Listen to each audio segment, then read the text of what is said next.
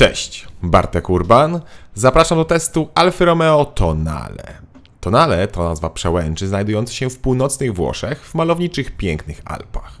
Tonale to również nazwa testowanej Alfy Romeo. Zresztą to nie pierwsza Alfa, która nosi imię po przełęczach. Przecież wciąż w ofercie jest jeszcze Alfa Romeo Stelvio, gdzie Stelvio to równie malownicza przełęcz we Włoszech.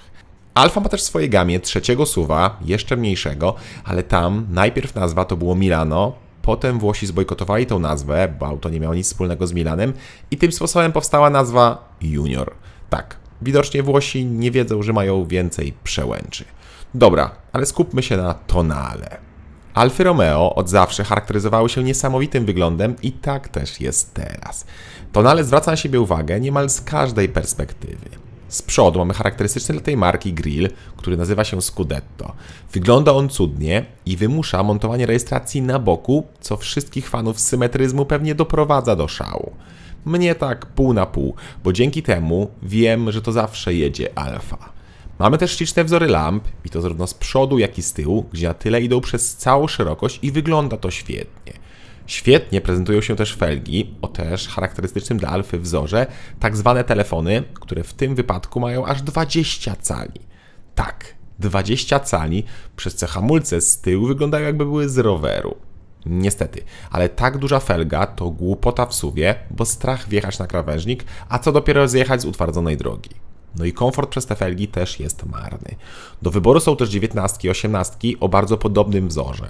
Może auto nie wygląda wtedy aż tak dobrze, ale przynajmniej jest bardziej komfortowe. Niestety, coś za coś. Albo praktyczność, albo wygląd. No właśnie, wygląd. Czy tylko ja mam wrażenie, że od profilu Tonale wygląda jakby miało górną wargę wysuniętą? No wiecie, wygląda jak ten dinozaur z memów. Odkąd to zauważyłem, to już zawsze to widzę w tej Alfie. No ale tak czy inaczej, Alfa robi wrażenie, chociaż jak pokazywano zapowiedzi tego auta, takie jeszcze koncepcyjne, to auto wyglądało dużo lepiej. Lakier za to tutaj jest świetny. Testowana sztuka ma zieleń Montreal, który w słońcu prezentuje się znakomicie. Jedyny minus tego lakieru to dopłata, aż 7000 zł. Najdroższy lakier. Minusem też mogą być te atrapy na zderzakach, chociaż nie wygląda to jak typowa atrapa wydechu. W ogóle ten element to miejsce, gdzie mocniejsze odmiany Tonale mają prawdziwy wydech. Ta testowana ma schowany pod zderzakiem i to z jednej strony. Z obu stron za to na lusterkach są barwy włoskie. Ot taki smaczek. Zresztą w kabinie też jest taki smaczek. Porozmawiajmy więc o wymiarach.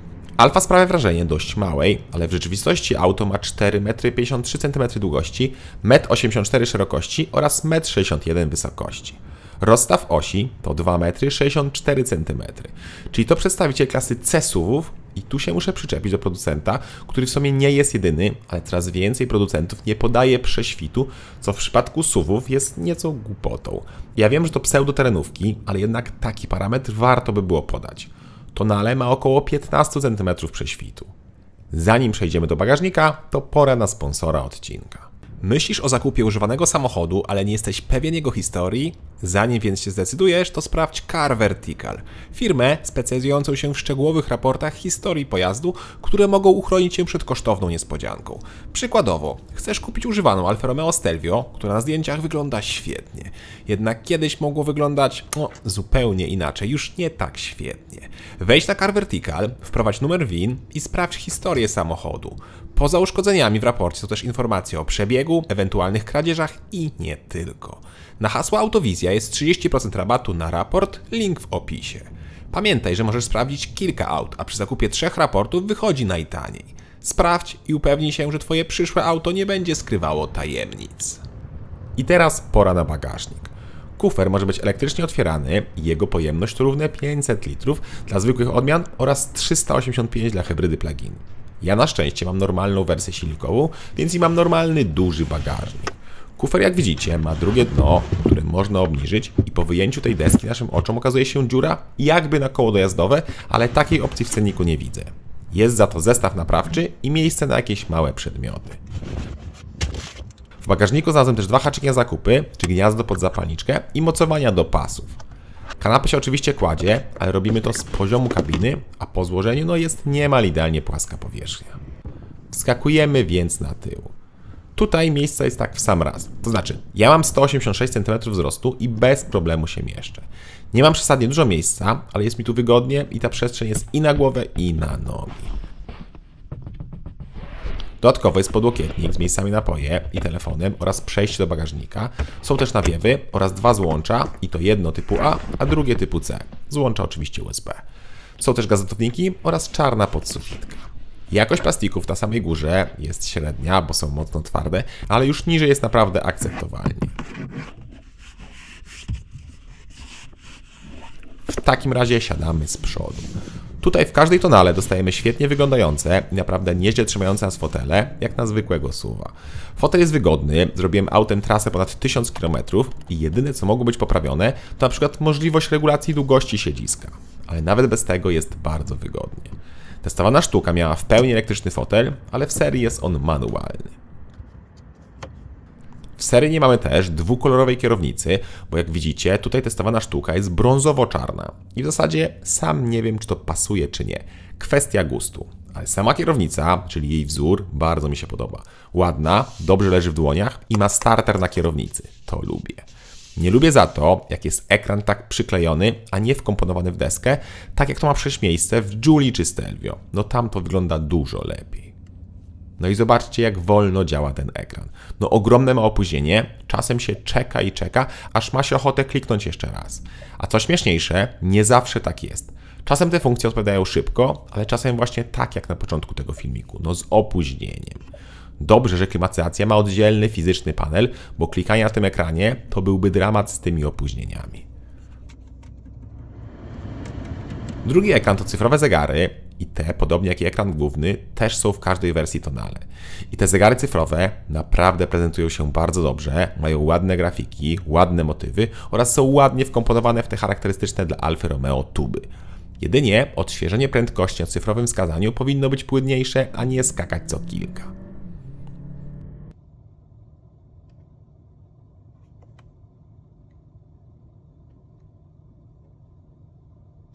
Nowością w tonale jest też dźwignia zmiany biegów, która w początkowych rocznikach była zwykłym sterczącym wolantem, a teraz jest w formie pokrętła. I moim zdaniem takie pokrętło jest mniej wygodne do szybkiej zmiany kierunku. Miałem parę razy sytuację, że musiałem szybko nawrócić i to pokrętło mnie lekko spowalniało. Nadal za to mamy wielkie i świetne metalowe łopatki, wręcz łopaty do zmiany biegów, które niestety akurat w tym samochodzie są zbędne. To znaczy, to jest nieco przerost formy nad treścią w aucie, które ma 160 koni. Co więcej, jak ktoś ma mniejsze dłonie i krótsze palce, to wtedy te łopatki początkowo przeszkadzają, żeby włączyć kierunkowskazy czy wycieraczki. Ale co ciekawe, podstawowe wersje nie mają tych łopatek. Dobra, to sprawdźmy materiały i spasowanie.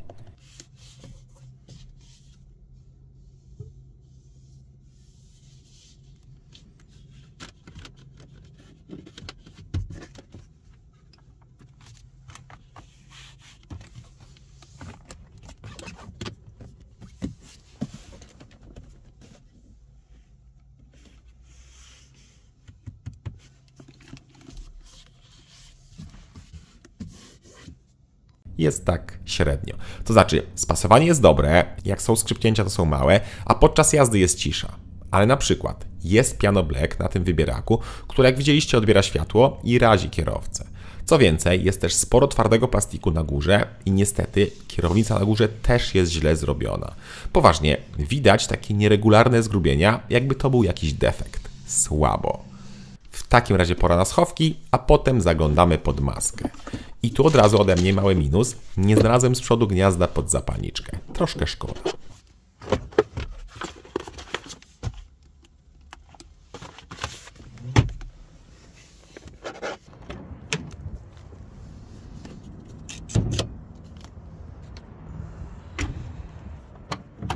Pod maską do wyboru mamy 3 silniki. Jeden benzynowy plug-in i jeden diesel. Każdy silnik ma 4 cylindry i turbo i są to kolejno benzynowe 1.5 o mocy 160 koni, plug-in 1.3 o łącznej mocy 280 koni oraz diesel 1.6 o mocy 130 koni.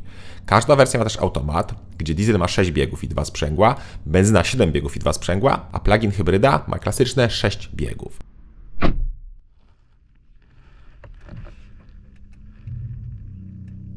Co więcej, hybryda plug-in ma napęd na 4 koła, rozwiązany jednak za pomocą silnika elektrycznego na tyle. Tak więc może silników jest mało, ale jakiś tam wybór jest. Na innych rynkach jest jeszcze silnik 2-litrowy turbo, który jest znany ze Stelvio czy Joule i wtedy mamy 270 koni bez żadnej hybrydy. Szkoda, że tej wersji nie ma u nas, bo to może naprawdę fajnie jeździć. Ja pod maską mam benzynowe 1.5, które w ogóle jest hybrydą. Jest to klasyczna hybryda, która pomaga nam ruszać czy tam odzyskuje energii przy hamowaniu dzięki silnikowi elektrycznemu o mocy 20 koni. W ogóle dobrze oporując gazie można się rozpędzić nawet do 30 na godzinę na samym elektryku.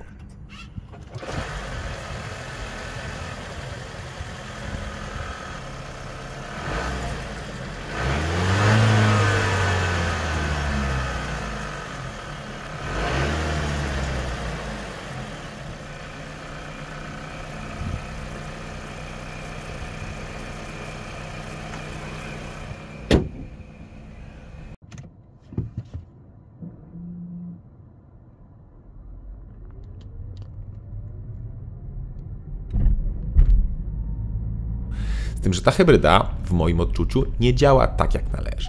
Po pierwsze, moment uruchomienia silnika spalinowego często powoduje lekkie szarpnięcie. Zresztą na zimnym, jak robimy pierwsze metry, to też czujemy szarpnięcia. Po drugie, skrzynia biegów również potrafi się pogubić i nieco wariować i tak naprawdę jak chcemy tym autem jeździć sprawnie, to trzeba jeździć na trybie sportowym D, bo w trybie N czy A auto jest super zamulone i nie chce jechać. W D czuć dopiero charakter auta, ale i tak czasami są jakieś szarpnięcia czy zamulenia. Mam wrażenie, jakby tutaj brakowało jakiegoś strojenia, jakiegoś oprogramowania. Sprawdźmy więc osiągi, bo katalogowo powinno być 8,8 sekundy do setki i prędkość maksymalna 212 km/h. Sprawdźmy czas do setki.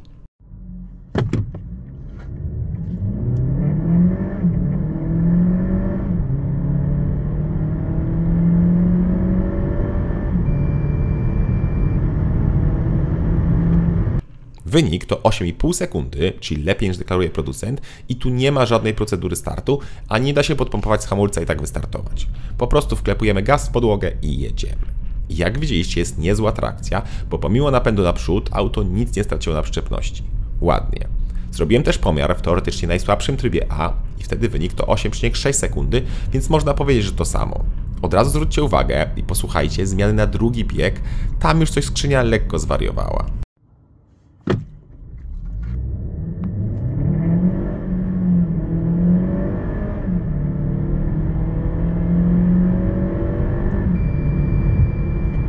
W ogóle reakcja na gaz, tak jak mówiłem, jest akceptowalna, ale tylko w trybie sportowym. W pozostałych jest słabo.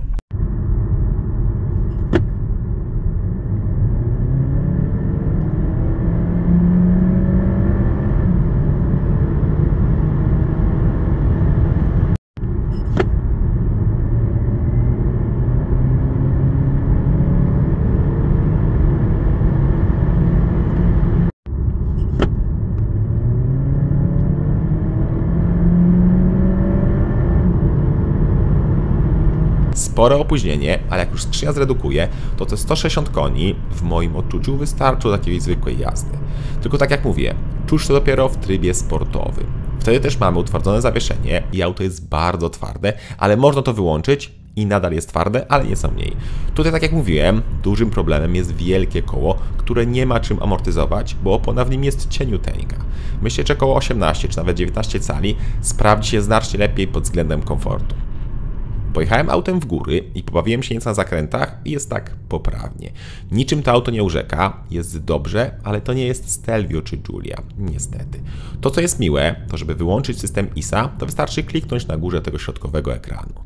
Niemiłe jest za to działanie adaptacyjnego tempomatu, który często wyłapywał jakieś niestworzone samochody i lekko zwalniał. A jak na przykład już wykrył prawdziwy, a my chcemy przyspieszyć, bo chcemy go wyprzedzić, to czuć jak ten adaptacyjny tempomat z nami walczy i tak szarpie całym wozem, bo my przyspieszamy, a auto hamuje i są takie lekkie i denerwujące szarpnięcia. Ja wiem, że adaptacyjny tempomat powinien właśnie wyhamowywać, ale w innych samochodach nie ma takiego efektu.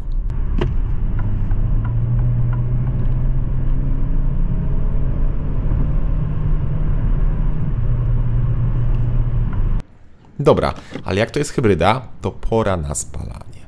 W mieście bez problemu robiłem wyniki na poziomie 6 litrów, a nawet schodziłem do 5,5, co uważam za bardzo ładne wyniki. Na trasie przy 120 miałem natomiast wyniki poniżej 7 litrów, a przy 140 około 8,5.